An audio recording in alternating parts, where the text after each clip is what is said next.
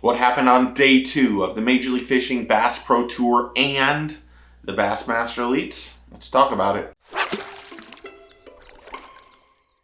Welcome back to the channel, welcome back to the vlog. If you're new, my name is Steve Chapman. Today is day 2 of the Major League Fishing Bass Pro Tour on Saginaw Bay and also the Bassmaster Elite Series on Lake St. Clair. I did my best to watch as much as possible, but I should say there were a lot of people that texted me during the day on certain things that I was watching at the same time, and then also some things that I didn't get to watch because I do other work. But it was a fantastic day 2 for the BPT.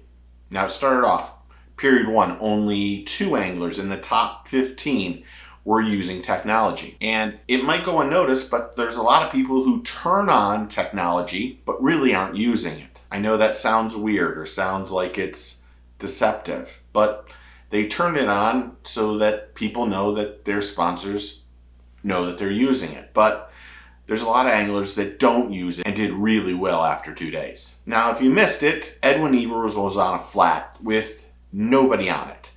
And it was catching. It wasn't fishing. At one point early on, it was every cast. It was like when he was in the Red Crest years ago. It was phenomenal. He's throwing that buzz bait and you were getting drone footage and the cameraman was getting ultimate close-ups. And as that buzz bait was coming over, it was getting crashed, smashed. It was awesome. It was great fishing. And Edwin had a great day. He actually finished in first place. He's going to get an automatic bid to the championship, one that he really wanted. He talked about it several times about how things haven't went the way he wanted, and he's only missed one championship, and he needed a good tournament. This is a good tournament. Now, I think giving his spot a break tomorrow is really good for him. Really good for him. And nobody fishing that same area is also good too. But Edwin, congratulations on a fantastic over 200 pounds of fish in 2 days. And sticking to Edwin, I actually felt sorry for his marshal. I know that sounds weird. His marshal did more squats today than the average person does that's in this kind of shape. But today didn't go without a little bit of drama. If you missed it, Jacob Wheeler and Brent Ayler had a little tiff on the water. And hopefully I'll find it and put it in right here. But if not, you just see this again. Which way you going, Ayler? Which way you going? These guys are gonna figure this out ain't all which your way he's going and start that. Get things figured out here. I shut down here yesterday right there, 340 miles. You think this is yours? Come on now. Come on now. You think this is yours? You're entitled what you are. That's crazy, bro. You think this is yours? Wow. Okay. I'll remember that. And it was about Brent coming in on Jacob's spot. That Jacob had not only allowed him to come in, but when Brent wasn't in that cut line, Jacob said, come on in. And to be quite honest, the spot that Brent was in was better than the spot Jacob was in. But I think Jacob was in the mode of just getting that Angler of the Year title for 2025. And as the day went on, Edwin Evers and Nick Hatfield, they were going for that automatic bid to the championship. And the two of them fished their butts off. It was phenomenal fishing. It was cast after cast. It wasn't scoping. It was flat out fantastic fishing to watch. But my question though, getting back to Jacob Wheeler, is when should a spot be shared with a competitor? Especially if the angler isn't within the cut line. Where and what would you do? That's the first thing I want to hear your comments in below. Now, the 19 anglers moving into the knockout round, and remember, Edwin gets the automatic bid, are Edwin Evers, because he gets the direct one, Hatfield, Thrift, Carson, Sheffield, Hughes, Elam, Ayler, Burge, Faircloth, Wheeler, Lawrence, Dylan Hayes, Floyd, Cannell, Morgan, Sprague, Daniels Jr., Bobby Lane, and Shin Fukai. And the day ended with Skeet Reese finishing in the top 30, getting a check in his last tournament. And Skeet was very emotional this morning in his live Instagram post that he was putting, and you could see it hit him today. And Skeet has really just been an icon in the industry and a great man and great person and someone we should always have rooted for. And it's going to be really tough to see him not out there because he's really just one of the good guys. So thank you, Skeet, for everything you've done for this industry and this community. And thank you for the years of being a professional by doing things right, by not having many of the controversies follow you. Thank you for just being the ultimate professional. But day 3 should be good, and I'll cover that tomorrow too. Now, the Bassmaster Elites are holding day 2 on Lake St. Clair. We need to first acknowledge a few things. We need to acknowledge the unbelievable turnaround that our classic champion, Easton Fothergill, has done after 2 really horrible starts. As of today, day 2 of the Bassmaster Elites, he was sitting in 15th place in Angler of the Year. That is absolutely ridiculous. Not only is a fantastic champion, classic champion, but to dig himself out of the hole just shows how good this young man is going to be. And I'm going to read it. Remember, he finished 101st in his first tournament, finished 93rd in his second. Since then, he's finished 4th, 7th, 8th, and 14th. He did have a bad tournament in 10 Killer, but amazing turnaround for Easton Fothergill. And the real battle is going to be who is going to win that Rookie of the Year now. We have Paul Marks, Tucker Smith, Fothergill, and Emil Wagner. Now, Paul Marks is 557 points, and Emil has 511.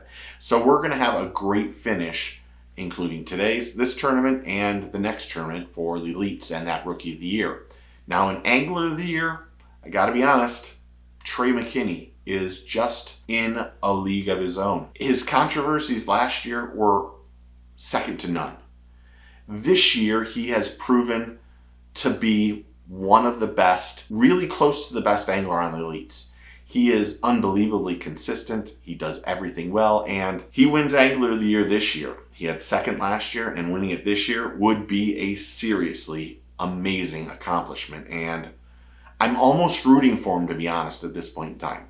He just is a phenomenal, generational angler, and I don't know him. I really don't. I've reached out several times. I hope he sees this and he realizes, boy, he is a fantastic angler. And that's not me calling him boy.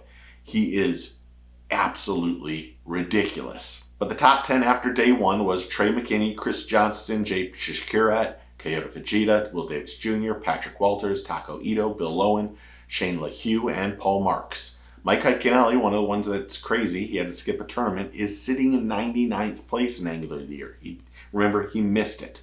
But it wasn't without some controversies for this tournament. If you didn't know, Ray Hanselman Jr. had 22 pounds in his live well. He had to throw them all back because he didn't have the correct license.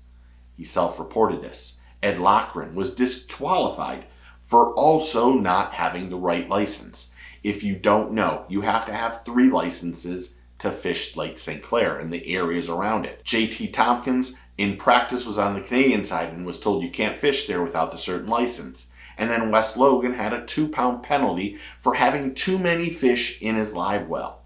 Some of these guys are just making simple, minor mistakes, but they all were self-reported, which is really appreciated. These guys are doing the right thing. It stinks for Ed because he was disqualified, but he self-reported and did the right thing.